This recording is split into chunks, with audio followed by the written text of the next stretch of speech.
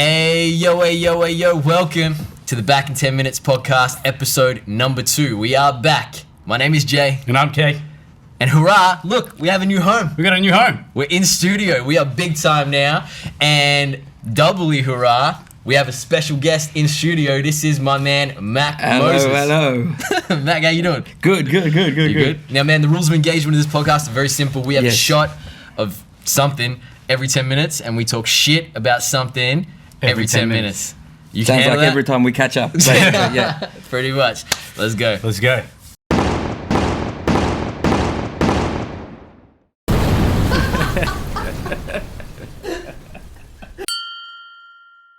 Shot one. Cheers, one. boys. Cheers, boys. It's not any easier than last week. Welcome back. Here we are. Man, we've known you for what now? 12 years? I'm gonna say 12 years. 12 years. Making tunes, doing stuff. How did we actually meet? That's a good question. You know what? When I think about, I remember 7. Yes. Of course, everything goes back to 7. It goes back to there, yep. 7 nightclub. 7 7 nightclub. nightclub, yeah. I think I met you at the bar. Me and Wayne met you at the bar. Yes. And This is during when we were recording Turn It On. Yeah, you had a pretty funky ass. I had a mullet. Yeah, I had a hardcore rap mullet back An then. Indian mullet. Yeah. So we met at the club. Shaq introduced us, and we just hit it off. And then I think I sent you a And track. now you're married. Yeah. And then we came to Mum and Dad's place. You came to my parents' house.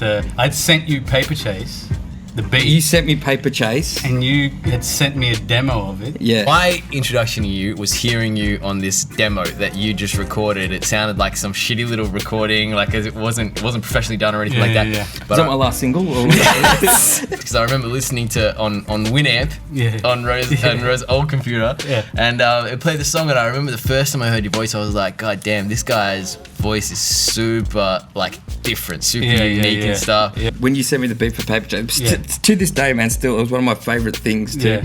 So I got the beat, and he was going out that night. They were going to a club, and I said, "Nah, man, I'm going to stay back." It was one of the first times I said those words, and I said, "I'm going to stay back and try and write something for this." Yeah.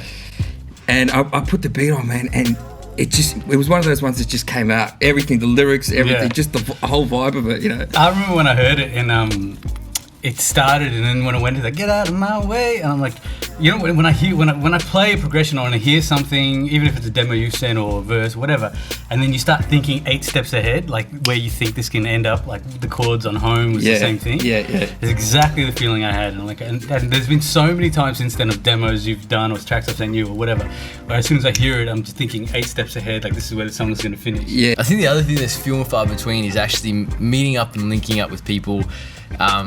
Like-minded. Yeah, exactly. Yeah, well, music we and became everything. friends straight away, man. Yeah. After that. But even the other thing too, man, when I think about it, like, for me, like, even just listening to it, like, it was a hip hop track that for a singer to put something on top of, it still had nice chords and stuff like that. So it wasn't just like a hip hop beat where it's just a loop or something where you go, oh man. So then that happened, and then we were stoked with that, and then the relationship was cemented because Turn It On. So So Turn It On, we had sampled a Hall & Oates song that we could get clearance for the songwriting, the publishing, but we couldn't get clearance for the recording. We had to replay and re-record, right? We had to replay. Yeah, we couldn't use any of the original recording. We had to replay. So shout outs to Xavier ex-Millis, Weapon X, who we recorded Turn It On the whole album with, or the whole EP with, and then we got Sean to come through, and we tried to. You did your best Daryl Hall impersonation. Yeah. And I think I remember sounding more like Daryl Summers when I came through that, because it was.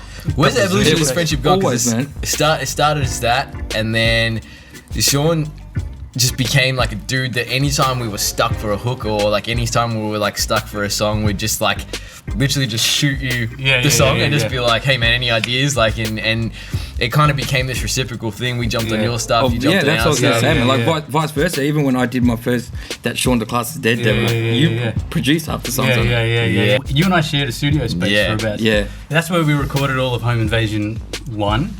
At that studio space. That was where Home came about, man. That's where Home was interesting. Yeah. Because if you don't know anyone out there, like Home, you can go check that. You can go check that out.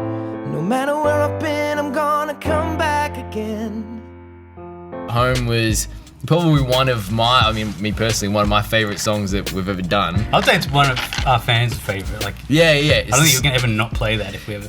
And it came at the end of Home Invasion 1, which in my mind was kind of like the apex of like when we really started to do stuff. Everything that came before that was probably like didn't reach our expectations. Home Invasion exceeded our expectations. Home Invasion. Home Invasion. And then the song to finish it, it was like, wow, Perfect, it could not be more perfect. On one of the tracks, we hadn't named Home. And on one of the tracks towards the end of the Home Invasion series, we started the track with a sample and it says, "We're nearly home." But we hadn't named Home. We hadn't done anything. And then Home was the. It was like completely. It didn't. The penny didn't drop until the end. It finished with Home. So that song originated from this guy. Yeah. So we had a studio and we had it set up super ghetto. I had a fucking trestle table with my shit and you had a trestle table on that wall. Yep. And we would just vibe out and create shit. And so tell the story. You had a painting from your now wife. So I had a painting that Katie, she wrote some words on a canvas. Yeah. The song was called Canvas. Yeah. The beat was called Canvas. The beat was called Canvas, and then I can't remember what her exact words were because I put the melody to what her lyrics sort of were, and I had chords, I think. Yeah, you had chords. And then I remember Critty came through that night. As soon as we came up with the lyrics for it, I think I dropped down. Like, I think we had a night like this. Yeah. And then I dropped down a vocal. Yeah. Because it starts off, especially the bit. Suitcases, that goes into falsetto because it was at the end of the night. My voice wasn't. And then I listened to it afterwards. I was like, man, I want to redo that. Yeah, you can hear it, but it's raw. And you're like, no, man, that's you got it there. Yeah. And I never changed it. That was the vocal. That studio or that space, I would hardly call it a studio, but that space where that room was very fruitful. Put it that way. Yeah. I don't know. Anyway. All right, it's about that time. It's time for a shot. All right, round two. Round two. I'm remembering. I think I'll be prepared for it this week. I know what to expect. Yeah, last time it was like we're waiting for the darkness. We've been friends for a long time. We've played some gigs together. Let's talk about gigs in general as recording artists. Matt, what is your favorite gig of all time apart from the Justice and Chaos EP launch at 7 Nightclub? That's the one where he was grabbing his balls and the shit.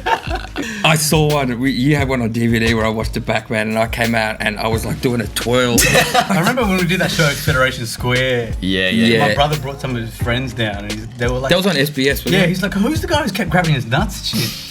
It's Sean's go-to move. It's the nut grab. What's your favorite gig of all time that you've played?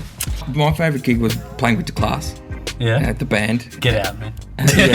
So The Class was a band that was where I started with basically my brother and my two cousins. And that was the first time I ever got into music at all. They sort of forced me to be in the band. And that was the best thing that ever happened. But we used to play, we're a live band that used to play R&B music. And my favorite one, I think you know the story. We played at Metro underage/overage. So we play. It was the same event, but it happened during the day and at night. Right. Remember Selwyn from Popstars? Selwyn. You did that rich girl. Yes. I think he changed his name. I did. To Selwyn from Popstars. Basically, all the sort of R&B dudes that were doing anything in Melbourne at that stage were on this bill. It was like that was the show.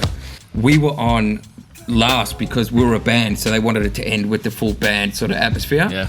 The first act goes on and it was I can't remember their names. It was two girls and a guy. He was a rapper and stuff. And all of a sudden, man, we could hear the crowd like turning, boo, yeah, like screaming and stuff like that. And this act just charged back into the backstage room, crying. Oh God! So we're about to go on and we're going, what's going on? The full underage crowd turned on him. They started throwing Mount Franklin bottles at him.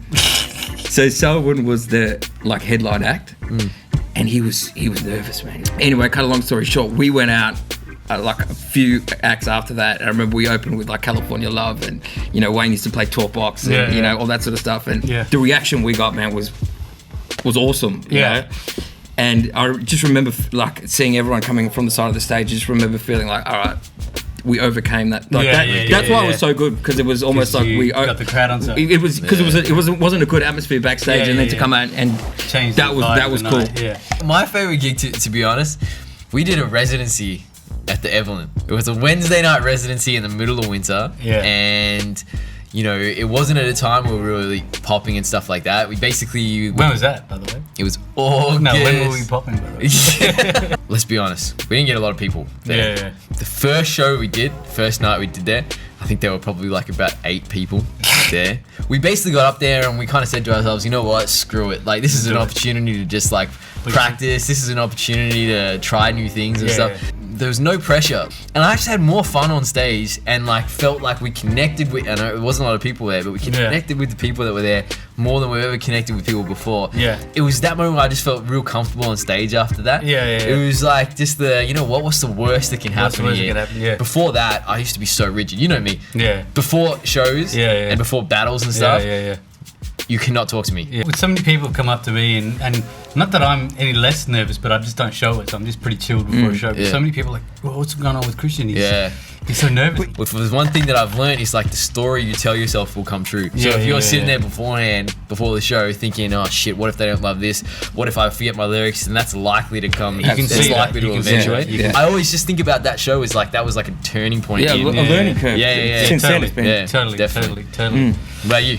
The Home Invasion 1 launch party, which you were there, you came up and did Home at the end. It was the first time that a mass amount of people were reciting our words back to us. Yeah.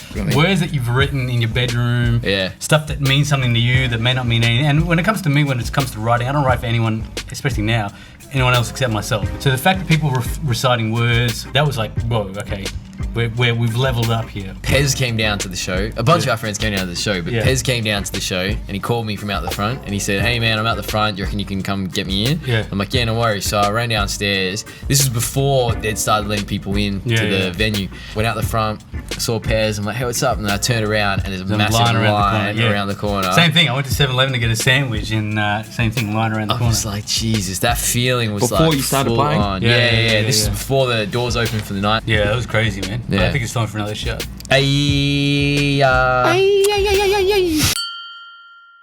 Round three. Cheers, boys.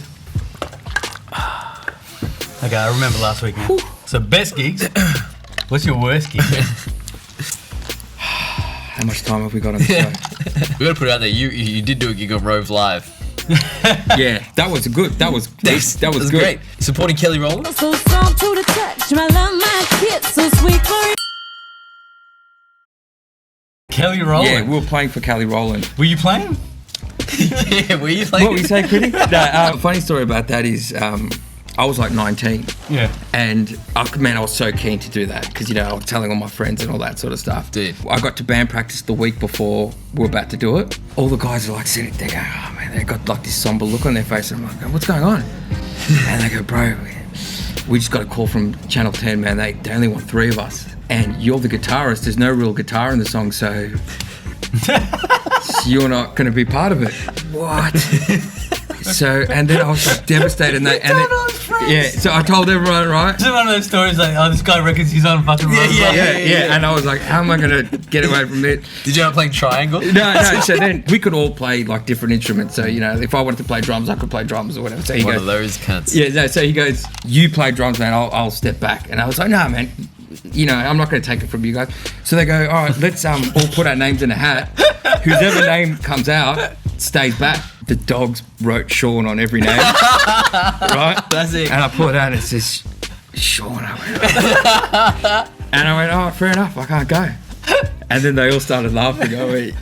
They trolled me, they rolled me. And we got to do it, man. It was cool. I remember from it, like, being backstage in the green room. Yeah. And we're just the band to play for Kelly Rowland, man. But we were Will Ferrell was back there, Peter Halliwell, Rove and all that. Everyone was really cool. And I remember my brother Wayne, walking up to some like Channel 10 execs. And he was like, all right, guys, I've got an awesome idea for a show that you guys should do, right? You get a guy from India, right? Like a real chutney dude off the streets.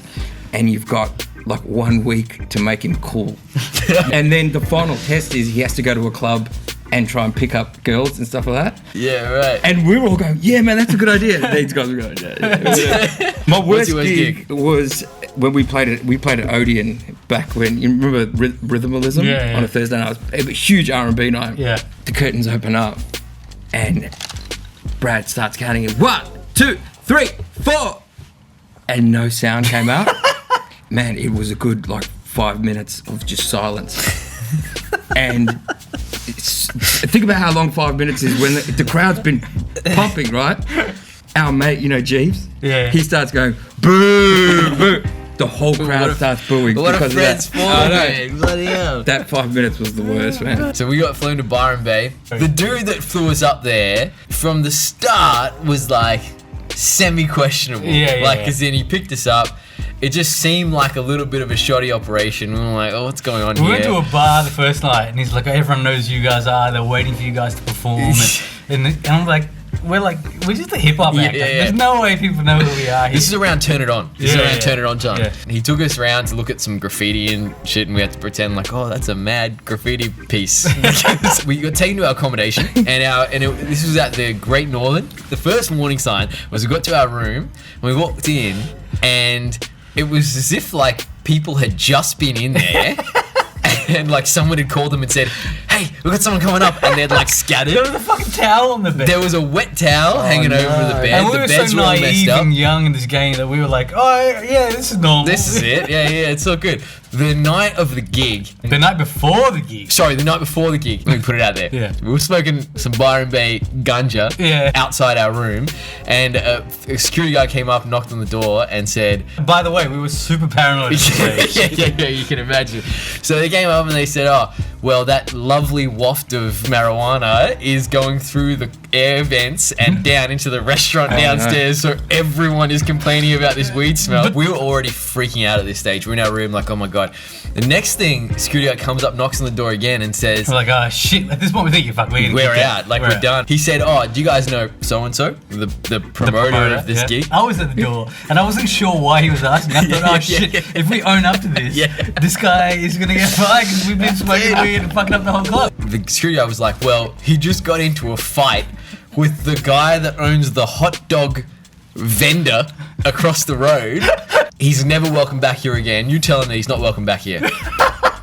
And we were like, okay, we're playing a gig here tomorrow night. Ro's not welcome. No, the promoter of the gig. Again, we're super paranoid at this stage. Me and Ro are looking at each other like, what are we like, is it because of what we did? We were like, what the hell's going on? The next day comes around. The promoter is nowhere to be seen because he's banned from this thing. We end up performing to like 15 people who hate us. Shouts to Smiles and Willow, Mind Over Matter. They were there. They remember. Yes, That's how we met Mind Over Matter. Yeah. I had a great time in Byron Bay, but that show it was a waste of time. Mess. Really. I remember just thinking, God, what are we doing with our lives right now? This is ridiculous. Wow. But that's probably my worst gig. But when we did the FOP mixtape tour, at that stage, I mean, the debates come up again, but we realized that this kind of mixtape's only going to resonate with Oz hip hop fans, right? So we were doing a club tour. We thought, we'll do the nightclubs where there's a bit of a mix ethnicity and this will resonate with people. But one of the gigs was at Amber Lounge on a Saturday night, which was an Asian night. We turned up, and you, me, and GMC shout out. We went to sound check. It sounded shit, and then we're like, oh, where's the sound guy? And they're like, oh, there's no sound guy. In our rider, in the FOB mixtape gigs, we have 3 cordless mics because there's 3 of us, you, me, and G. So we turned up and they're like, oh, we got 2 cordless mics. Yeah. No, we got 1 cordless mic and 2 corded mics. Yeah. And an ambulance setup was you had to pretend you're the DJ and you're in front of the decks. They have a long runway, like a fucking model runway down the middle. Yeah, like a catwalk. So the 2 corded mics are plugged in. They can't go any further than where Critty and me are.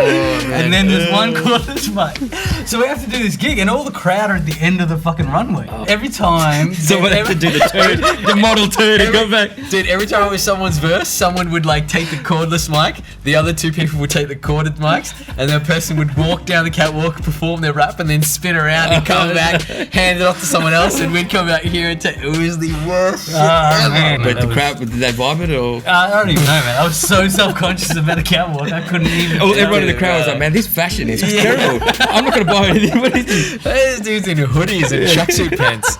Anyway, it's time. Third shot. No, what? 4th shot. Here we go again. I don't know. I don't know. Round 4 coming up. Hey. Official siren. Round 4. I was gonna say that was a nice note you hit. Can you Round 4. It was a little bit like you just broke your voice like a teenage. What is the worst thing about being a recording artist? And a recording artist for me is a little bit of a stretch, but so for us, what is the worst thing about being a rapper? For you, what is the worst thing about being a recording artist? For me, it's got to be people like, oh, Why don't you try it for The Voice or X Factor? I've got to a point where I say, name 5 people who are famous off those shows. If you want to go on The Voice and you want to be on X Factor and get that sort of exposure or whatever, that's cool. For me, it's never been about, I never wanted to be a pop star. I don't want to be on Carols by Candlelight at Christmas Eve and sing with Dennis Walters. I think you got to realize that who you're talking to, because for the people that say this shit, it's like, okay, you have your people that are on radio, and then there's everyone else, and the avenue to go there, the only other avenue they understand, is through that. You want to know the worst thing about being a rapper? The thing that makes me die inside a little bit every time somebody says this is when people catch wind of the fact that you are a rapper or a recording artist or something, and they'll come up to you and say, "Yeah, okay, how's the DJing?" I've had, "Hey Jay, how's the beatboxing? Hey Jay, how's the breakdancing?" The funny thing is they know you enough to dancer. call you Jay, but still say, "How's the DJ?" Dude, where did you get this? Like, as in, like, is this some kind of weird Chinese whisper or something like that? But you know what's everyone's weird? I used to DJ. Yeah. So people are like, "How's the DJ?" I'm like, "Do you mean that?" Or are you just confused? I always feel like a bit weird, like saying, "I'm not a DJ, I'm a rapper." Just No, tell it more seriously. yeah. Nowadays, if somebody comes up and says, "How's the DJing?" I'll just be like, I'll just run with it. I'm just like, yeah, it's going pretty good. I'm playing in a few clubs here and there. Like, I'll just like run with it. I'm like, I don't have the mental capacity to invest energy and change their mind from a DJ to a rapper. The other thing that I hate about being a rapper is motherfuckers coming up and giving you advice on how to be a rapper. Number one, there's the people in the Australian hip hop scene that come up to you at shows and stuff and they go, "Man, just make sure you keep it real, yeah? Make sure you keep it real." I'm like, fuck you. Is me keeping it real doing exactly what you think I should do? Yeah. And then you got the other side of things where people that have no understanding of the music industry whatsoever, which, to be honest, I probably fall into that category as well, but coming up to you and saying, "Oh, you should get a publicist," or "You should do this, you should do that, you should do this." Yeah, like we're not fucking trying to blow up. It's like if only you would come around fucking 10 years ago, I would be a millionaire right now. You think I should do live gigs, man? Yeah. I never thought about doing that. Jeez. All right. Exactly. You gotta get out more, man. Yeah. You gotta get out more. Fuck off. It's all about getting out, bro. When was the last time you fucking bought a CD or supported any album? I've actually had dudes come up heaps, like in a club, and go, "Hey, bro, listen to this. Hey, yo, what that?" and rap to me. Was that me when we first met? That's how we met. I'm not a rapper, bro. Yeah. Or a producer that can produce your stuff, but Right. I would say people go when they find out you're a singer, sing for me. I do that All to right, you cool, all the man. time. Yeah, I'll start singing endless. Like, what do you mean sing for you? You're an accountant? Do my taxes. Yeah. The worst thing about being a recording artist, being a rapper, is the stereotype people place on you. "Oh, you're a rapper. You don't look like a rapper. Yeah. Oh, you don't act like a rapper." Worst thing about being a rapper, especially in Australia, is hanging out with other rappers. I hate rappers, man. There's a few like-minded people that I love, and if you're out there, it's you. But I hate hanging out with other rappers. They're the most pretentious people. Like, you think about battle rappers especially. Yeah. No one's ever lost in battle rap these days. Everyone is like, "I'm the next big thing." Everyone is like, I got the hottest verse. Yeah. I won that battle. I did that. Yeah. And I'm like, fuck off, man. I 100% agree with you. That's why we're sitting here with a singer, man. Because we can only stand singers. Fuck, I reckon it's time for another shot, right? This is familiar territory. I'm struggling. Shot Round 5 5. coming. Cheers, Five? boys. Yeah, I 5. don't know, man. To be honest. Welcome back. Fuck. So, dude, you've been busy, man. You've been working. You've had your shit played at Tomorrowland. You've had your shit played in Europe. You've been working with some big-time house producers while still doing what you want to do. And you've also worked with J&K. That's But I mean, that's really, a highlight, what's it been like Paper working chase. with these big-time house producers, man? Like Yeah. I've always been about the melody and stuff like that. But especially when you go into the studio with these songwriting sessions they do, like they go for like 2 hours. You've only got like 6 lyrics to work with. And that's right, because you got to go in with the hook. It's got to be impactful straight away. Yeah. There's no verse, chorus, bridge, or anything. You got to write the hook. The melody's got to be hot. Yeah. And the lyrics are going to be something that people can resonate with. Yeah. And you've got a short amount of time to do it. So these guys are working on the beat. Yeah. And my sole job in there is the singer and the songwriter. So that's all on you. It's all on me to do that. right. And You you've run got a top short line. amount of time. So you just, not pressure, because over there they're awesome, man. Like Yeah. Steve Angelo played my track, Here Comes the Sun, at Tomorrow And he's World. vibing off singing the lyrics. He's singing the lyrics. Man, I recorded that track in an hour and a half after I heard the beat, sent it back to Will K, Melbourne guy. That's it. And then 2 months later, I see this thing. He goes, man, watch this. No. And I watched the video and I was like, what? I can't remember how many people are there, but not only he's singing, man, but everyone's vibing off the chorus.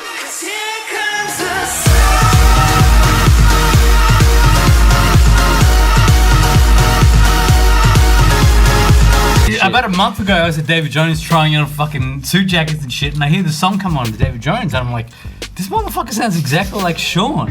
I'm like, and then I heard the. It was me behind him, just going. So I messaged him like, man, I Shazammed the song, and it came up, but it didn't have your credit on it. It came up with some motherfucker, and they said whatever the song was. I'm like, man, are you singing on this song?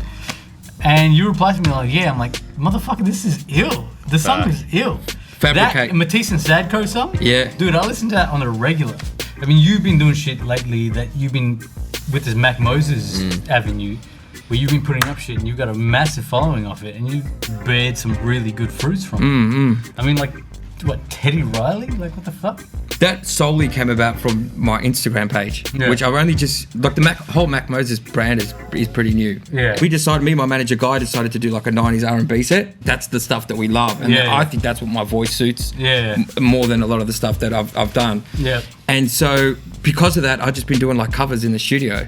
You know, either me playing keys or just using the instrumental track and doing covers. Yeah. And then so first you go like, man, Timbaland liked the post. Cisco liked the Drew Hill Super post, buzz. you know. So that's like, all right, cool.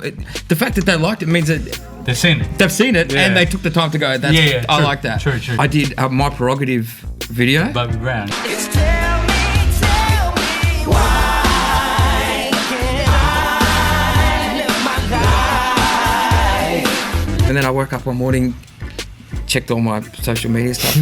Teddy Riley. No. Incredible, brother. Like, sent me a message, you know, exclamation mark stuff. And I was like, what? We're going to explain this here, but if you don't know Teddy Riley... If you don't know Teddy Riley, don't watch this podcast. Google, motherfucker. Don't watch this podcast. Google. Just don't Google Teddy Ruxpin. That's like a teddy bear. Blackstreet, Guy, Michael Jackson, remember the time, that whole album. I get an inbox message from him and I reply back saying, man, you know, I'm a massive fan. What did you say, man? Thank you for the support. I you know, it says scene. Yeah. So he read it. Yeah. And then he just blocked you. he didn't say anything, right? He didn't say anything. There was a restraining order. Yeah. One morning he replied back and he goes, man, I love what you do. I want to get your voice out there. I want to do what I can to help get your voice out there. I want to work with you when I come down to Australia. You know, let's talk about this. I'm going to tee you up with these people and all this kind of stuff. And I was driving at the time, and I just pulled over. Did he know that you were wearing a "Make America Great Again" hat? No, he didn't. He didn't know. But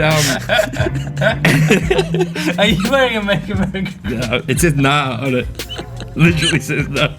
Another guy who hit me up was Arkell Davidson from Rex and Effect, who's my favourite rapper before anyone else. I saw him posting. Before me? Before you. What the? Before I'm popping the butane. Before I heard Poppin' the Butane, bro. So I've been talking to him, and I had this conversation with him the other day that I was like, I can't believe these words are coming out of my mouth. He said to me, hey man, look, just in regards to talking about working together, if you got a hot beat, send it over. This is my email address. And I replied back saying, yeah, cool man, actually I'm about to be working with Teddy, so maybe we can, you know, and just those words coming out of my mouth. I was like, what the hell is this like? I'm working with Teddy. Working with Teddy. Yeah, my boy Teddy. You know, to get in the studio with him and just to write something, Crazy. it would be, that's it. I'm wrapped, you know. Anything you want to get out to the people around, like what to look out for, what to expect, anything you want them to check out, anything you want to get out there before we excuse you? Probably just check out the Instagram page, just the Mack Moses Instagram page. That's the thing that I'm putting stuff up on at the moment. Yeah. Only because of, I've got new songs coming out. I got a new track coming out called The Wasted One with an awesome dude called Kamikaze. And but other than that, man, I'm just putting stuff up on my Instagram page just to have fun and just to put, you know, whatever's coming out. This is another one of those dudes. You are like the way that I view 360. Good things happen to good people. Yeah. Do you know what I mean? Yeah, like, 100%. Good things happen to good people who are willing to put in the work to get there. Should we hope? We should hope. Right, get out of here. This is Mack Moses. Dude, Mack Moses Instagram. Absolutely. Check it out. Thanks for having me. Check him out. Peace out. We'll be back.